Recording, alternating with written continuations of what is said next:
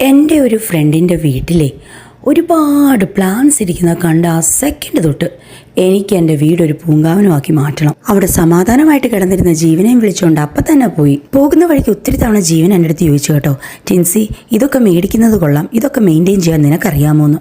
ഞാനൊന്നും മിണ്ടാൻ പോയില്ലെന്നേ. കാരണം എന്താന്ന് വെച്ചാൽ എനിക്കിതിൻ്റെ ABCD അറിയത്തില്ല. ഓ പിന്നെ ഇതൊക്കെ വല്ലവരും അറിഞ്ഞിട്ടാണോ മേടിക്കുന്നത്? അതൊക്കെ അങ്ങ് വളർന്നോളും, അത്ര തന്നെ.